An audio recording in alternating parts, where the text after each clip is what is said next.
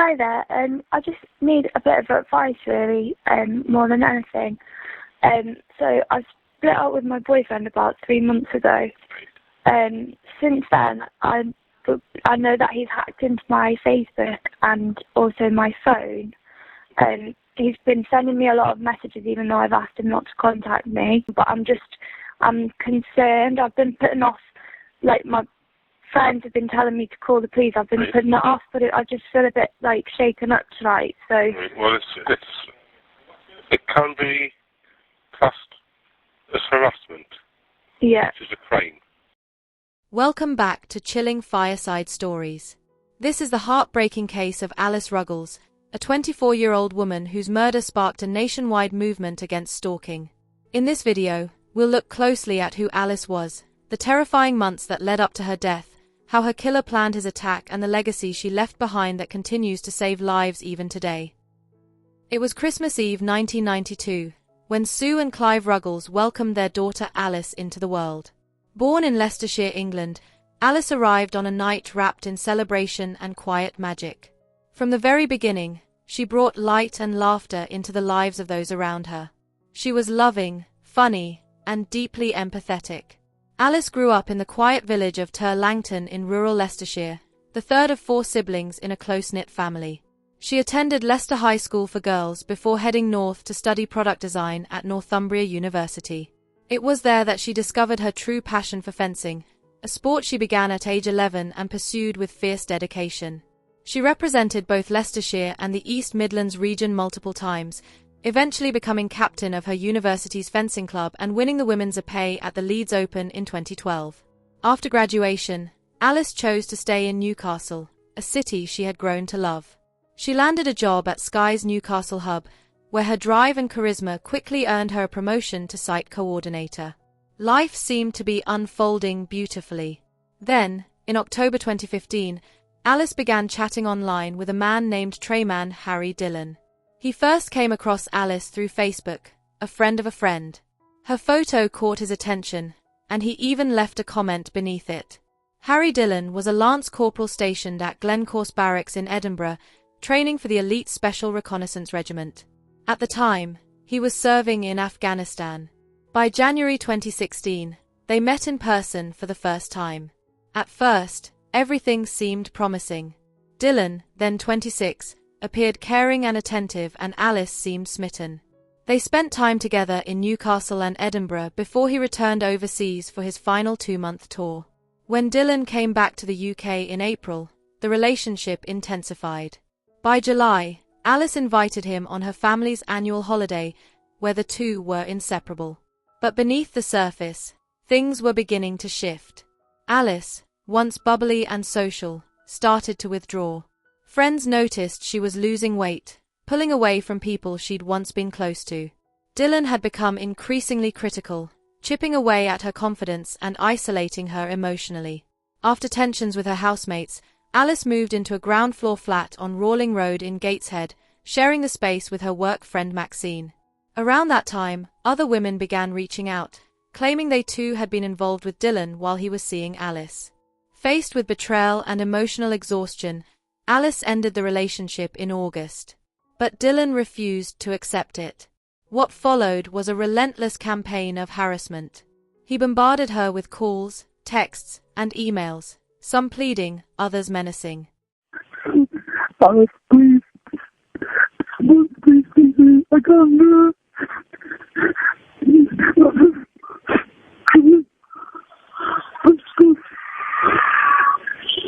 Alice, please call me back. Please.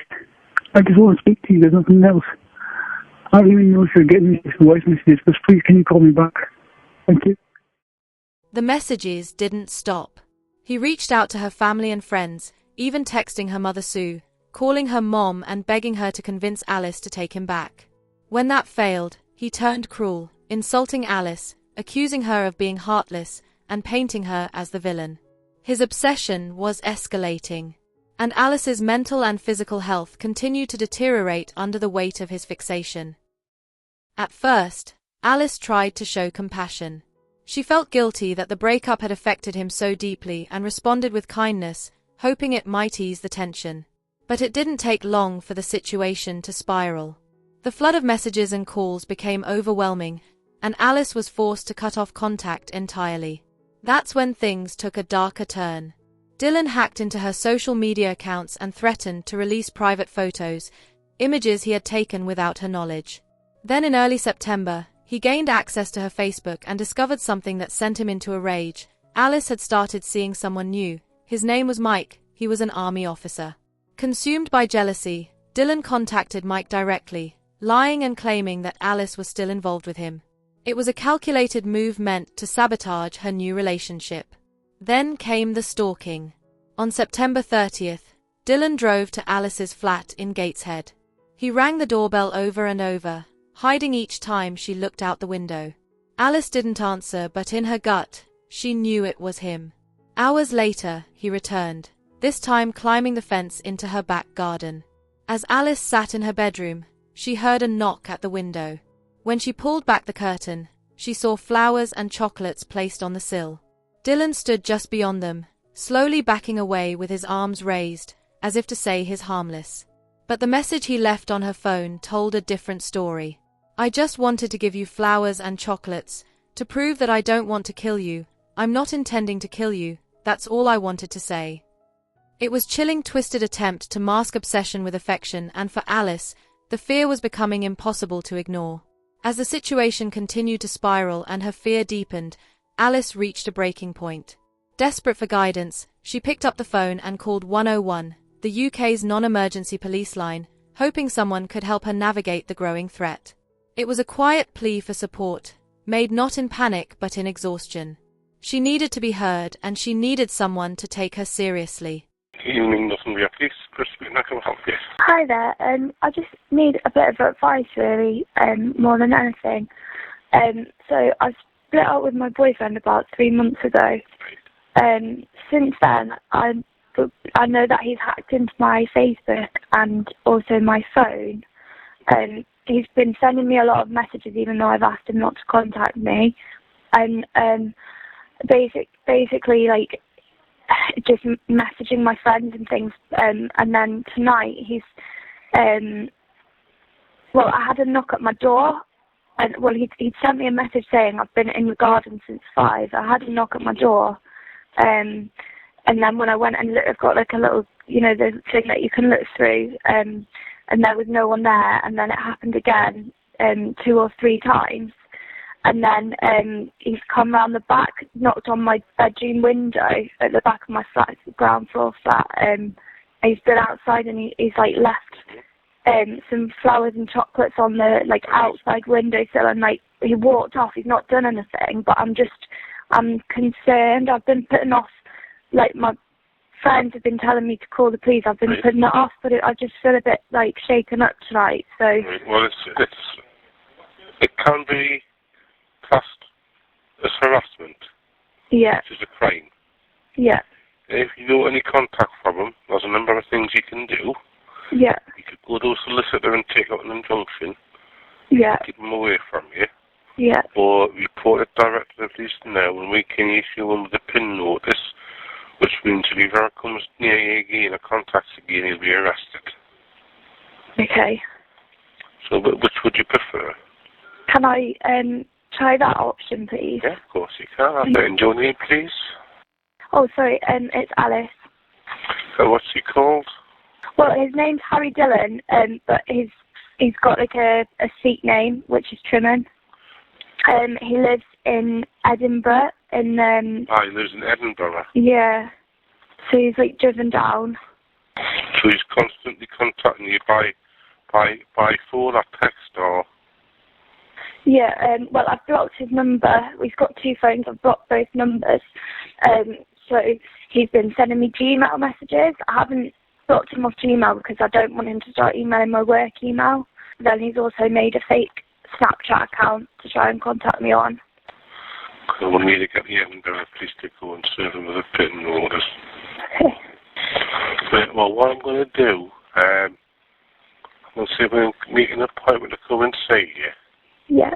In the morning. Yeah. We'll get the details. Thank you. Okay, and we'll sort it out. We'll get it sorted for you. Brilliant, thank you. Okay, Alice. Thank you then. Thanks, bye. The police officially logged Alice's report as harassment and issued what's known as a police information notice, a PIN. It's a formal warning used when allegations of harassment are made, but it doesn't carry the weight of a court order. It doesn't result in a criminal record, and signing it doesn't mean the accused admits to any wrongdoing.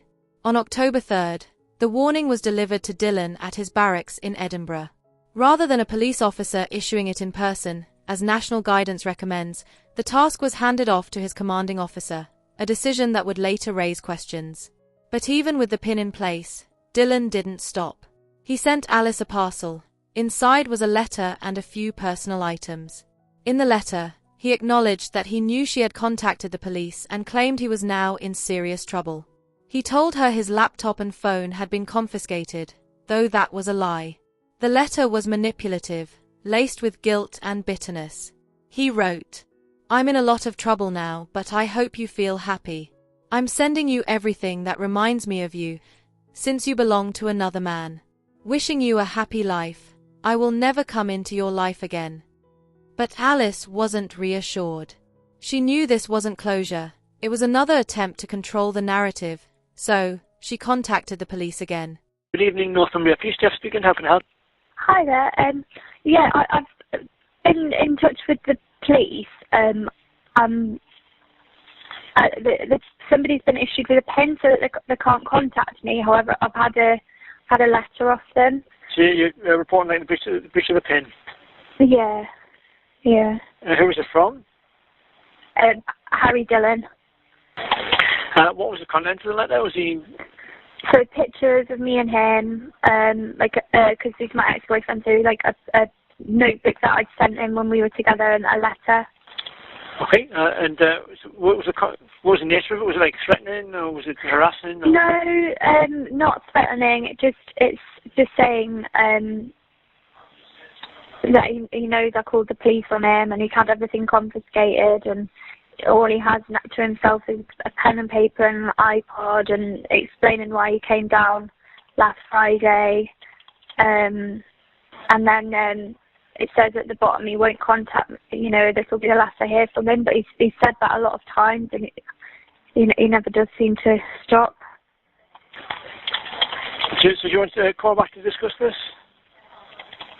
Yeah, what's usually what happens with it? Okay, well, I'll let them know you want someone to contact you back, just discuss what can be done. Okay. Will it be the police officer that's been dealing with my case? I can't guarantee who it'll be.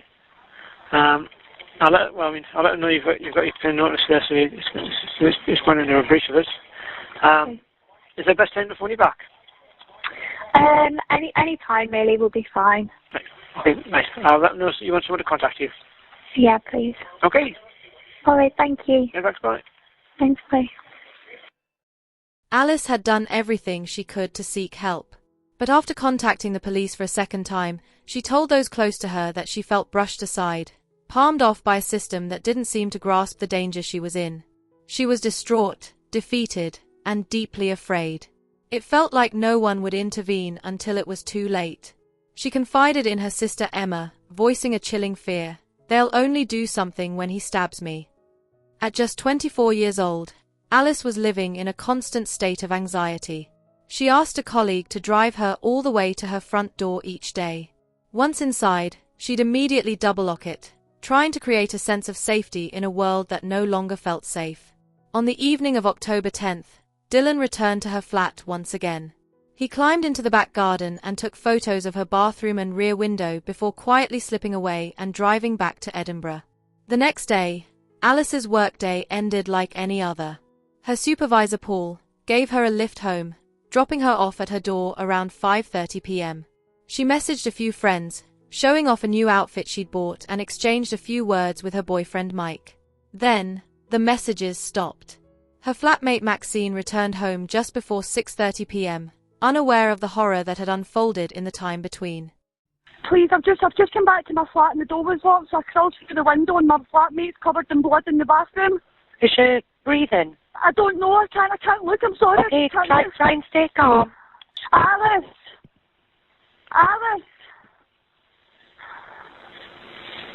Alice! Oh my God, she's dead. And yet the door was open. No, it wasn't open, it was locked, and I've crawled through my window that was open in the back door, and she's lying covered in blood. She's blue. Can you have a look and see if she's breathing for the ambulance? She's not. She's not breathing. No, she looks, no. Where's the blood from? It's everywhere, I don't know, her leg looks broken, everything. Say that again, sorry. Her leg looks broken, everything, I don't know. Alice, how much blood is there? There's lots, it's everywhere. It looks like she was in the shower, everything's been knocked over, it looks like she's been attacked. Please help. Things have been tipped over in the bathroom. Yes, and everything looks a mess, like she's not breathing, she's actually blue, please. I knew this was coming, an ex is an absolute psychopath. Say that again, sorry. She put in a complaint in about her ex, and she phoned 101 at the weekend to report that he's tried to get in contact, and he says we're going to do nothing, now this has happened. Right, who tried to contact her at the weekend? No, she's contacted 101 because she put in a statement about him 2 weeks ago. And about who? Her ex-boyfriend, Harry Dillon. Right, so she been having problems with her ex? Yes. So do you think that's what it is? Yeah, I can hear the police are coming.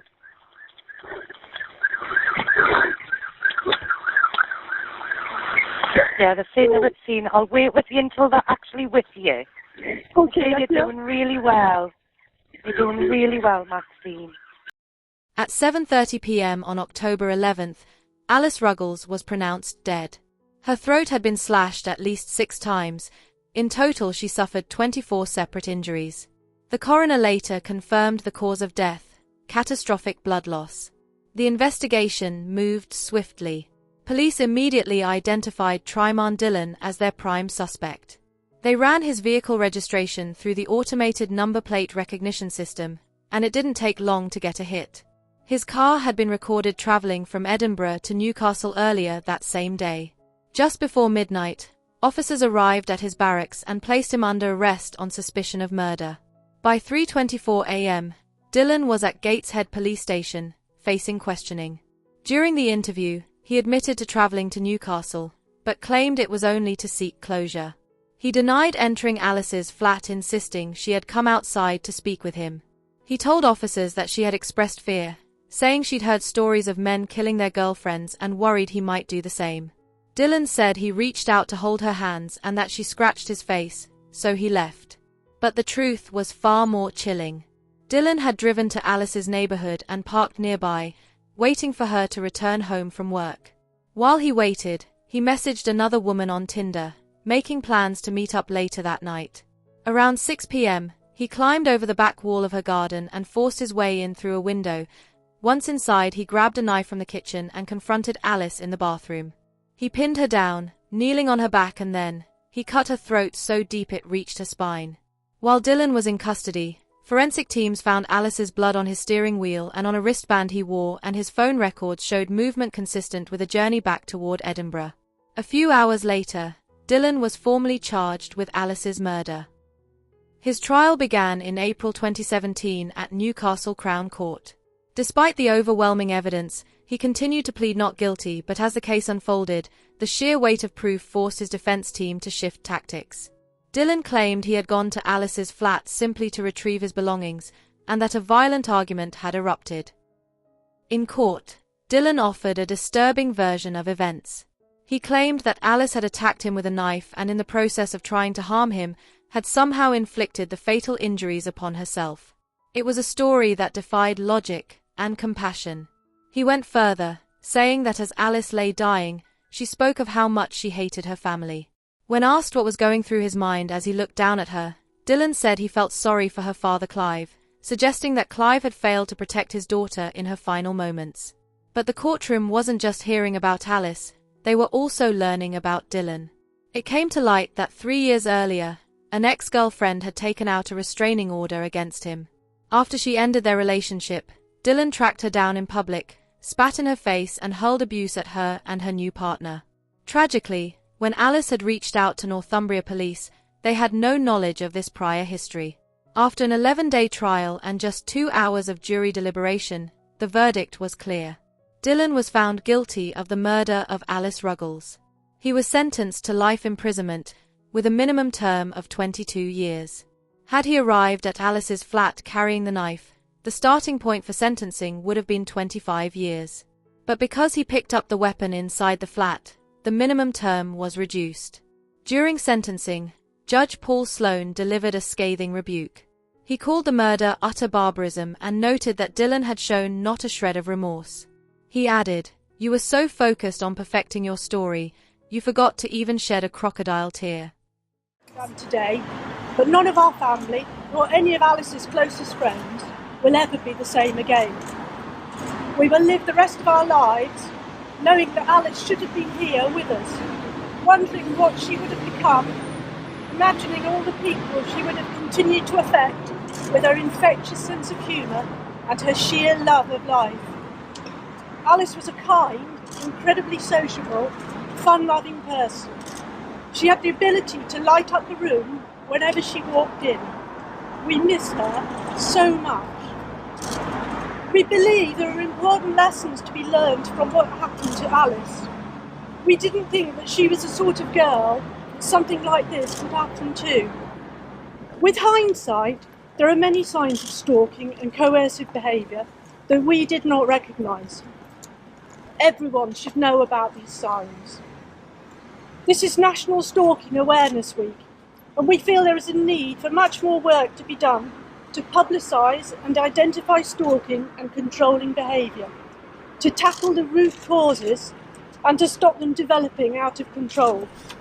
We all hope to do as much as we can from now on, both on our own and in collaboration with the organisations such as the Susie Lamplugh Trust and Women's Aid, to learn lessons, to raise awareness, and ultimately, as we... The police's handling of Alice's case sparked widespread outrage. After the trial, Northumbria Police launched an internal review and uncovered potential misconduct by officers involved. The findings were referred to the Independent Office for Police Conduct, and 2 officers ultimately faced disciplinary action.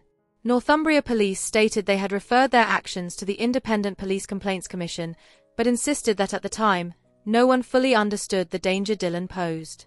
The force has since issued a formal apology, following a ruling that officers failed to properly investigate Alice's reports. In parallel, the Gateshead Community Safety Board conducted a domestic homicide review. Their conclusion was clear: Alice had been subjected to significant stalking. The board issued 20 recommendations aimed at preventing similar tragedies in the future. Her parents, Sue and Clive, were devastated. They believed Alice's death was preventable. Police again and said, I'm phoning up to report a breach of this PIN notice that had happened. And the police officer who answered this didn't link it to the previous PIN notice. He just put it down as harassment again, but a completely separate offence. And so it was recorded that she didn't want him arrested, and they didn't arrest him. And she was just so down because she said, Mum, it's just never going to stop. He's going to always be stalking me. And I said to her, because she was so down, I just felt I had to say something to make her feel better. And I said, well, he will. You just keep ignoring him and he'll stop. And do you know what? I actually believed that was true. And of course, it's not. And I mean, it was literally 5 days after that second call to the police that he killed her. I just felt really guilty. I felt that I'd caused her death. I came to realise that actually quite a lot of people had felt the same thing, that something they'd said or not done had contributed. And I think that's one of the things that made us realise that we need to educate everybody about it. And of course, there's many different ways in which people can stalk. Many other repeated actions can constitute stalking. Anyone that is intruding into someone's life in an unwanted way. Another way to look at this is about the control. Determined to turn grief into action, Sue and Clive founded the Alice Ruggles Trust, a charity dedicated to raising awareness about stalking and coercive control. The trust advocates for swift intervention, ensuring victims are protected and perpetrators are held accountable. It also provides education, training, and campaigns for stronger legal protections. raise awareness of stalking. So we want to make sure that all the things that happen to Alice don't happen to anybody else. And if anybody else in that situation, they recognise it for what it is. So they're thinking, hang on, this is a warning sign and I need to be careful here. It's really, really hard coping with the fact that Alice isn't here anymore. But we sort of thought originally it would get better, but we realise it's not going to get better. We're just going to get used to living with it. And, we miss her every day. The Trust also launched the Relationship Safety Resource, a set of free teaching materials available to secondary schools across the UK. These resources help young people understand the dangers of stalking and coercive control and empower them to seek help. In 2020, the UK government introduced stalking protection orders. These court orders allow police to restrict suspected stalkers from contacting or approaching victims while investigations are underway. Sue noted that new figures show a rise in stalking incidents being correctly identified and recorded, proof that awareness is growing and change is happening. Alice Ruggles' vibrant, affectionate spirit lives on in those who loved her. She made a profound impact in a short time. Her family and friends remain committed to keeping her memory alive, using her story to educate, to protect, and to challenge the systems that failed her. If you've been affected by any of the issues raised in this episode, stalking, coercive control, or domestic abuse, resources and support links are available in the description box below. Thank you for watching, and if Alice's story moved you, please share this video and help raise awareness about stalking. Together, we can make sure her story continues to protect others, because no one should ever suffer the same fate.